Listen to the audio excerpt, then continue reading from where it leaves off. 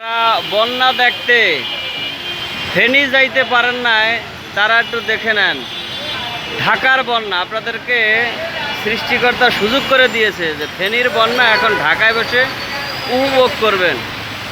গাড়ি, রিক্সা, motor cycle সবই চলছে এখন এই রকম পানির মধ্যে দিয়ে। মনে হচ্ছে যে কক্সবাজার চলে এসেছি। বাহ, অসাধারণ সিনারি আমরা উপভোগ করতেছি।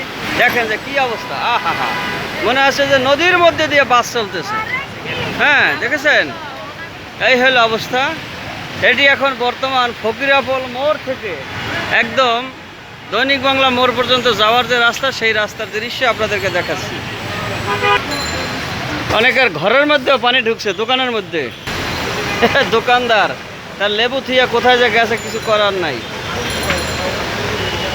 গতকাল সন্ধ্যা থেকে শুরু হয়ে সারা রাত অবধি এখনো পর্যন্ত থেমে থেমে বৃষ্টির যে প্রভাব তাই দেখা যাচ্ছে এই রাস্তায়।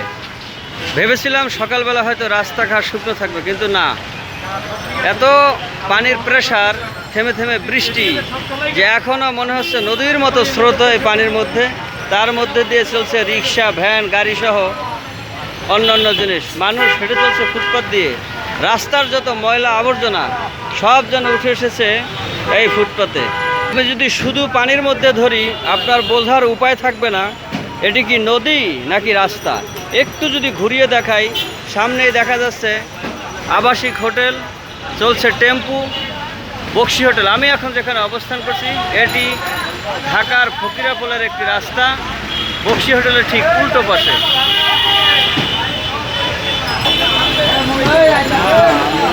বসিয়ে নিয়ে আসছে ফুটপাতের এই রাস্তায়, যার জন্য মানুষের হাঁটা চলায় বিঘ্ন হচ্ছে চরমভাবে। আমি এখন যে জায়গাটিতে রয়েছি এটি ঢাকার ফকিরাপোল পানির ট্যাঙ্কির সামনে। দেখতে পাচ্ছেন আসলে কোথায় থেকে কোথায় দেখাবো, সব জায়গার একই অবস্থা, শুধু পানি আর পানি। সারা রাস্তায় শুধু পানি আর পানি। হ্যাঁ, মানুষ হেঁটে চলছে ফুটপাত দিয়ে, তাও খুব দুর্বিষহ অবস্থায়। এক পাশে দোকান, অন্যদিকে পানি, উঠছে রাস্তার ময়লা। চলাচলে চরম বিঘ্ন ঘটাচ্ছে মানুষের।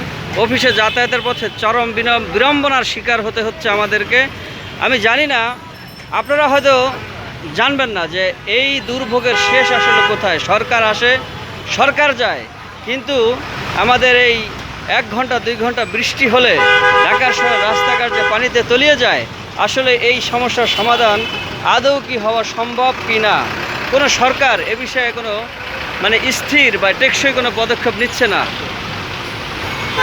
শুধু পানির দিকে ধরলে এমনটি মনে হবে যে হয়তো নদীর মধ্যে দিয়ে চলছে ট্রাক, নদীর মধ্যে দিয়ে চলছে বাস। সাইডে বিল্ডিং না দেখালে বোঝার কোনো উপায় নেই যে এটি ঢাকার কোনো রাজপথ। কারো জুতা হাতে, কারো জুতা, মনে হচ্ছে চরম ঘূর্ণিপাকের মতো পানি যাচ্ছে এখান দিয়ে। ফুটপাতে উঠে গেছে প্রাইভেট কার, সিএনজি, এগুলো নষ্ট হয়ে গেছে। পানি ঢুকে সমস্ত যান অকেজো। হাসিও পায়, দুঃখও লাগে। চরম এই দুর্ভোগের মধ্যেও মানুষকে পায়ে হেঁটে তার গন্তব্যে পৌঁছাতে হচ্ছে, অর্থাৎ অফিসে নির্ধারিত টাইমে পৌঁছানোর জন্য মানুষের যে কি পীড়াপিড়, হুড়াহুড়ি, তা স্বচক্ষে না দেখলে আপনি হয়তো অনুমান করতে পারবেন না। কি ঢেউ এসে এমনভাবে আশ্রে পড়ছে, মনে হচ্ছে না কক্সবাজারের সমুদ্র সৈকতের সেই ঢেউ আমরা ঢাকায় বসে উপভোগ করছি। তবে মজার কথা হলো, সব জায়গায় পানি থাকলেও আমি এখন আছি দৈনিক বাংলা মোড়ে। এই জায়গাটি একটু উঁচু হওয়ার কারণে এখানকার পানিটা নেমে গিয়েছে।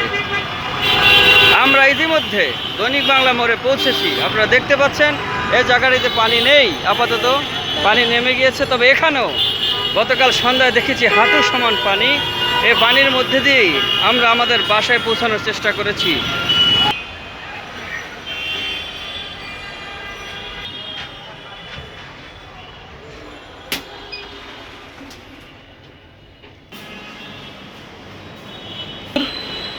খবর কি বলেন, কিভাবে আসছেন, কিভাবে?